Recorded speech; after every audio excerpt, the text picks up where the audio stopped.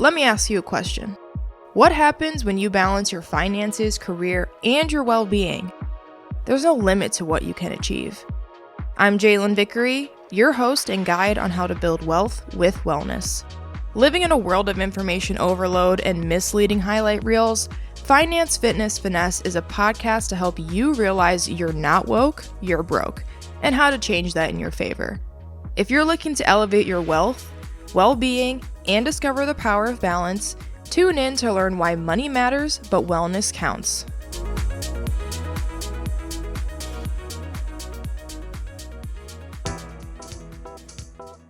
About 90% of people believe they are self-aware. About 15% of people are. What's up, finessers? Welcome to another episode of Finance, Fitness, and Finesse, where we build your wealth with wellness. I'm your host, JaeVic, and thank you for joining me for The Savvy Scholar, where industry experts share their insights on building wealth, managing stress, and living a balanced life. Before we get started, help your girl out and your lifelong learner community grow, and leave a rate and review for the show on the homepage. Today's guest is dedicated to guiding individuals towards a joyfully abundant life by helping them discover their authentic selves and embrace personal fulfillment. In this episode of F3, I had the chance to sit down with the Joyologist. You heard that right, Joyology. This is Heidi Esther, a professional life coach, speaker, and author of the book For Cryin Out Loud. Heidi brings a wealth of experience and insight into the journey of self-exploration and the pursuit of joy, which is what we're all after at the end of the day. We're going to dive into topics about your emotional IQ, transforming personal challenges into strengths, the importance of genuine connection, overcoming the burden and debt of people-pleasing, and embracing one's unique, peculiar genius. From redefining happiness on your own terms to finding practical ways to step into a more joyful and authentic life, Heidi is here with us to show us how embracing who you truly are can lead to extraordinary results. You ready? All right, let's get into it.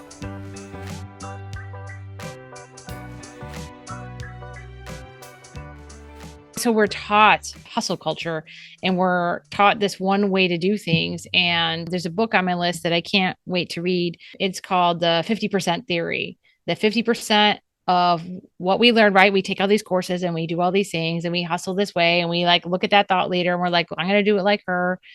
And only 50% of everything we read and ingest is actually applicable to us. So what's that gap? How do we know what the 50% is? What do we take? What do we leave? And that's where emotional intelligence will come in. It's like creating that pause. It's like responding versus reacting, knowing when we're going to break, right? And then creating that pause so that we're not just spewing all over everybody who's in our 10-meter radius. So creating that pause to say, is this for me? Is this not for me?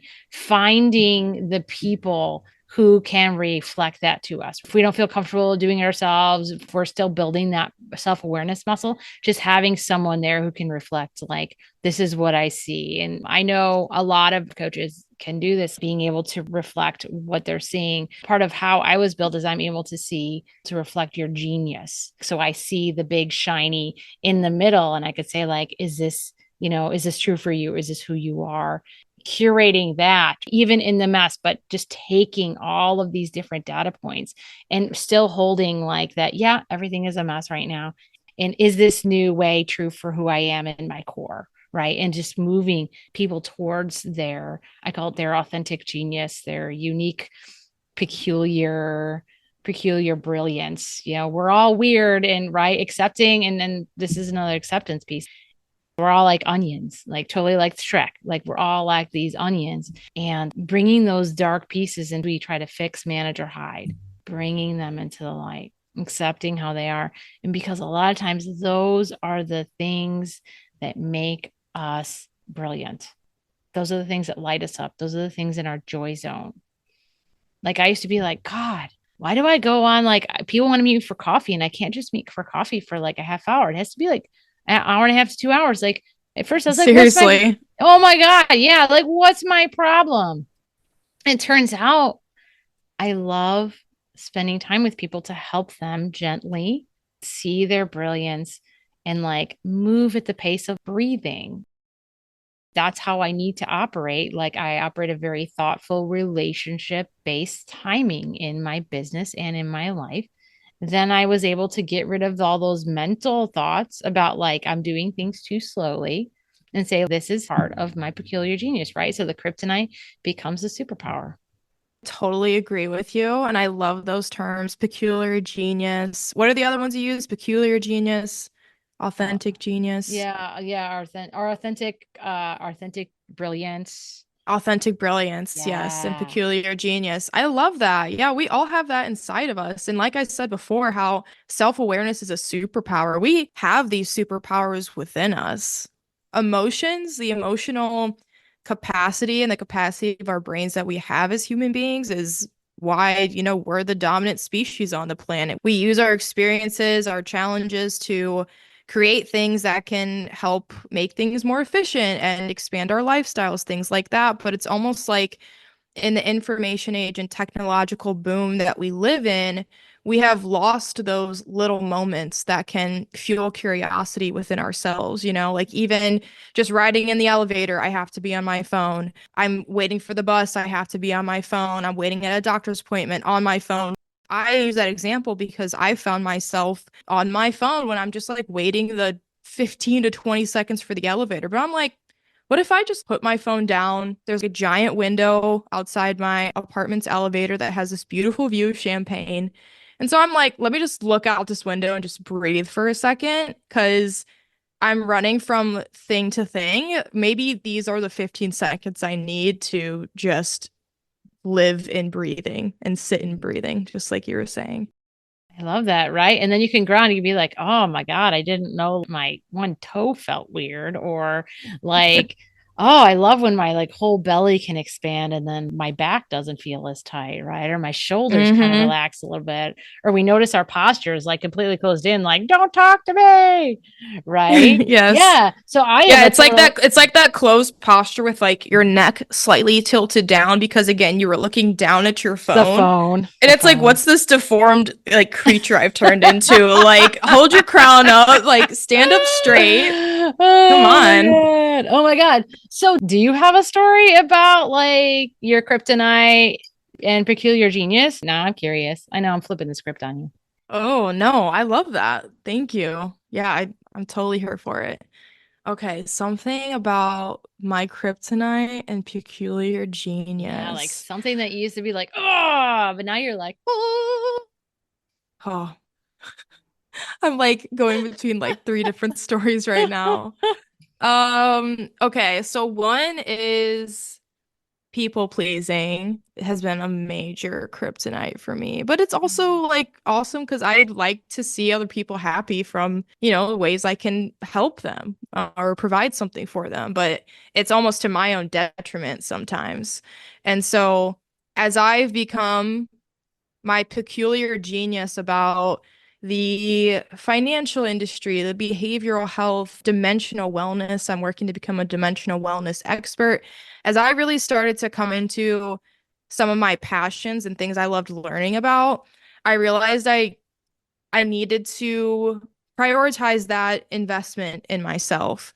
And I needed to find a way to make it fit into the way I live my life, how I communicate with people. So, finessing and building a podcast where I literally get to designate time to talk to people like you, just like feeding back into myself. But really, with the people pleasing, I had a ton of issues of just doing whatever my parents say or like sometimes the unsaid expectations, even if I was really unhappy, I'd Mm-hmm. have to follow through on them, specifically around sports, which I'm so blessed with my journey through softball because it paid for school.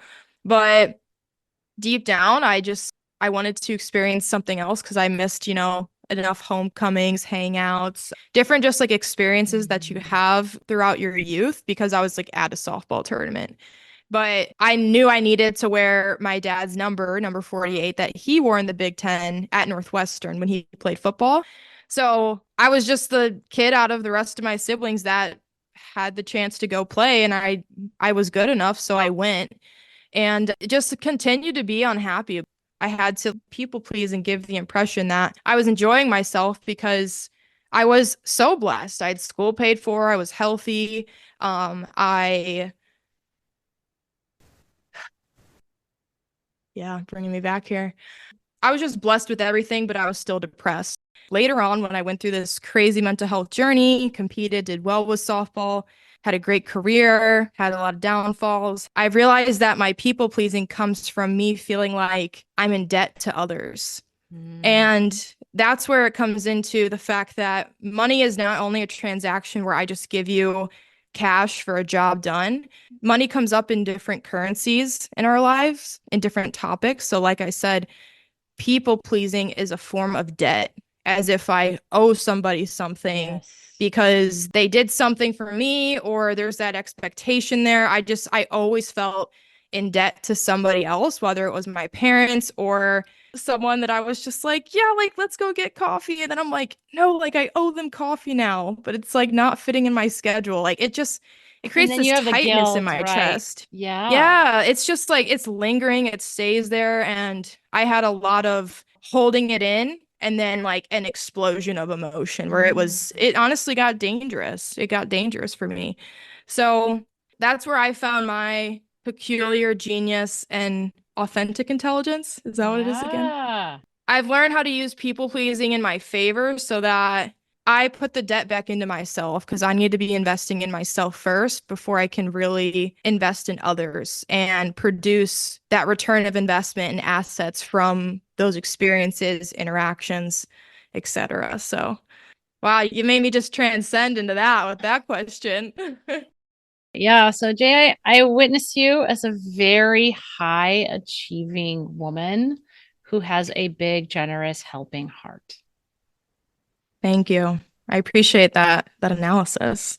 It's hard when you have these gifts and you're striving to create, leave your mark, have an impact on helping so many others, and how that can get super entwined with what is expected, right? You said unstated expectations and just trying to fit in and be seen, right? Be seen and valued for who you authentically are. And I think it's such a challenge when we get in these roles and we get in these environments, and sometimes they're very unhealthy and they don't mean to be, right? No one that comes in contact with us means to be unhealthy in any way. They're just trying to do their best. And it kind of like exacerbates these pieces of us that are true. And so it takes these pieces and it kind of pulls them into more of a box than we like, but we go with it because we know part of it is true for us. Hmm. Well, I really appreciate you offering just these very unique perspectives that help us just find that peculiar genius. I love that. It's Yeah. going to be a hashtag. So, yes, you picked up on the fact that I definitely am a woman who loves to strive for success while also bringing others along with me. That's why with Mhm. this podcast, it's a community of lifelong learners. I'm not claiming to be an ultra expert in finance, but I do understand that I need to know the basics. I need to communicate with more people about different concepts so I can expand my way of thinking. So anyone on this podcast, not only like the guests, like you are lifelong learners, we're a community of people, of like-minded individuals who want to go beyond what we know so we can spread that within our communities. I'm really working on different concepts like what does an 80% day look like for me rather than going 100% every day. I have all these tasks and I could be like, I need to get 100% of everything done rather than doing that for like 2 months and then burning out. I'm like, okay, what's a solid 80% day? Sometimes it's 60%, sometimes it's 20, if I'm really feeling down, but I try to stick around. Okay, I got 80% of the things done that I wanted to today, and I'm accepting and deciding that Mm. that's a pretty awesome day. And Yeah. if I can have months, years of just 80% days, I'll probably get way more done, achieve way more, elevate my dimensional health even beyond my expectations by focusing on consistency and acceptance rather than getting every single thing done on that crazy list. And Oh dishes my and God. laundry never end. So Oh my come God. I on. love that. I love that. One of the people that I follow is Don Miguel Ruiz, and he is a Toltec shaman. Have you read his book, The Four Agreements? No, I need to. So he basically preaches about personal liberation. It reminds me of like you're managing expectations to that 80%, right? But sometimes it's 60 and sometimes it's 20. But what do we do when it's 20 and 60, right? Is there still Hmm. internal like, part of his four agreements? I'll just say one of them as a teaser. Always try your best. And so our best changes every day, depending on how Yes. like physically well we are, how mentally well we are, how financially well we are, giving ourselves that, engaging that compassionate co-pilot and just giving ourselves that, did I try my best today? Can today be a success? The goalpost or the metrics, the measurements of the energy you can put into each day, it changes just Mm-hmm. because life happens. It Yeah. happens, Yeah. so it's gonna change a lot based on what you're able to put into that day. But then that's why it's important to continue with that peculiar genius and authentic intelligence. I'm gonna keep saying it because we got to stick this in our heads. We need to take those micro doses of our day where we can Mm-hmm. just look out the window, touch grass. I think that's a term that's used now where Yeah. you got to get off your phone and go touch grass. I don't know, trying to keep up with all the Remember different. Earth while she's here. Yes, Go, exactly. go hug a tree. Exactly, exactly. But there are those constants in our life that can Mhm. consistently bring that stress. There is some stress that I think will always be associated with self-awareness because it's a little bit of intentional effort, but not all stress is bad. It's kind of like holding yourself accountable to those moments of self-awareness. I'm wondering if you can help our audience expand a bit more on exhaustion and burnout, because a lot of my listeners are young adults, the emerging workforce, people graduating, things like that, or people just trying to make a life change. And so when you're doing that, or you're just in the rat race trying to do Mhm. all the right things, there's a lot of exhaustion and burnout there. But money is a pretty consistent stressor for most people. Yeah, And for so, sure. how do you guide your clients through financial and emotional exhaustion while helping them rebuild that sense of joy? Oh yeah. Okay, so I'm gonna totally do a little story here. Do we have time for a little story? Heck yeah. Okay. Along my journey, I meet a lot of different people and I ask, I sit with them and as in the student seat, right? So not only in the supporter seat, but also in the supported. We need to have support around us at all phases of our journey. And I was lucky to get time with a woman who helps speakers like really launch and get on large stages. And I know I'm not there yet. I'll get there eventually. I was trying to talk to her about one thing, and then she kind of just went off on this riff. And in no less than like three different times in the conversation, she said, life coaches and speakers and like people with your story, because you're just a mom or whatever, like you're a dime a dozen. Right. So I could tell emotionally there was a lot going on behind the scenes, but I was calm, cool, and collected. Right. I choose not to react, but I responded and everything was great. And then, like, I kind of waited for a while and then I just kind of melted down. And I went through this journey of like, these are kind of conversations that can keep people from doing anything else. They can close up shop.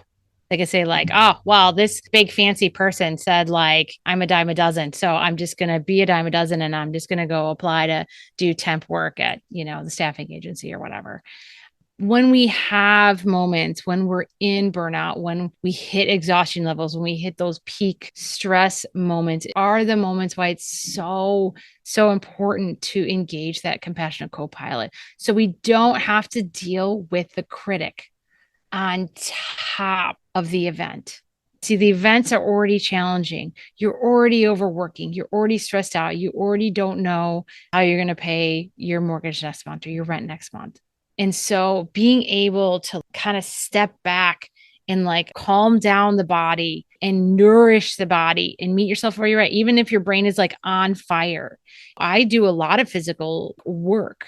Yeah, I work out, but I also do tapping. And sometimes I'll do breathing. Sometimes I do emotional. So a lot of meditation. And sometimes I walk my dogs and like belt out horribly off tune songs. Right. So meeting ourselves where we're at. And then I found a friend And I just kind of like lost my cool and I just let it all out. And then I was able to figure out, okay, after I accept all this happening, what do I have now? What did I learn? What did I learn? And so then the beautiful piece comes in is understanding where we're at, being able to meet ourselves where we're at, and then learn from it. I've been through burnout no less than 3 times as an entrepreneur. And each time I'm like, okay, what about what I just did, all that hustle I did for the last year that landed me not able to like want to leave my bed and just eat peanut butter toast all the time? What did I learn? And so these are times that we just have to like radically, compassionately meet ourselves where we're at, assess, and then get rid of the critic so that we can get a more balanced view. I'm not saying a positive view, I'm saying a more balanced view. So feeding ourselves physically so that we can move forward. And financial stress is one of those stresses that's like a long term, right? That will lead. That's a real top of the Jenga tower situation. It causes things to move all around and stress to magnify itself. And so when I work with people, everyone is busy and generous and hardworking, and people are stressed, and money is tight, and recession is real. And so it's being able to what I call complete that stress cycle in the body. There's so many different ways, right? You can give someone like a hug for 20 seconds. Make sure you know that they know that you're going to hug them for 20 seconds because it could be creepy if not. But like complete that stress cycle, accept where you're at, feed yourself. Don't continue to beat yourself up because you're not getting the whole perspective. And then find someone who can give you one. Find someone who can help you see the one grain of sand. Have you ever seen The Never Ending Story? That movie? So like the princess, the whole world is lost, but she ends up with like one grain of sand. And that's kind of like how it feels like sometimes we have that one grain of energy. We have that one little hope left for ourselves. And it's right there. And we, just like Never Ending Story, can still create a whole new world from that one piece. I really love the connection that you made between how this type of chronic stress, it sits in our body. And I mean, the example you gave at the beginning of the episode of that client, you don't need pills, you don't need physical therapy, you don't need surgery. Let's see what's going on with the mind, help you find that roadmap back to yourself and filling those cups of emotional intelligence. Man, working out, I love working out as well. It is my medicine. It's honestly a form of meditation for me, which is why, with finance fitness, the fitness part, it's core to who we are, and there's fitness in different areas. But going to the gym, I've gotten really good at making sure I know that's my me time. But sometimes I have to remind myself, I'm not just here just to get through this. This is an intentional hour that I'm setting aside for myself, for my body, for my mind to just wander and get lost in that work, for me to learn how to breathe so that I can take on the restraint and the resistance that the weights are, or running. I also do a lot of like different half marathon and marathon races. The strain that puts on me and my ability to breathe and work through it, it transfers over into other parts of my life. And that's what also just builds that persistence and that resilience. But what is something that someone can do if they're really at the beginning of this, they're a little bit hesitant? I don't know if it's journaling or like what else you would recommend for someone who's like really at step 1. There's so many different ways, but I'm going to just give a real simple thing that we can do. Not a lot of people like to journal, or it's kind of annoying, or right, they'd rather do something else. Just sitting with the idea and trying saying this in the mirror. This is a real simple thing. Like, I am worthy of joy. Just saying that and listening. What is your body saying? Do you automatically not believe it? You're like, whatever, this is dumb. And so being able to look at yourself, I'm a beautiful person and I am worthy of joy. That is very hard. So that, right, listen in your body, listen in your heart, listen what thoughts come up. Try following your energy. Try saying you are beautiful and you are worthy of joy.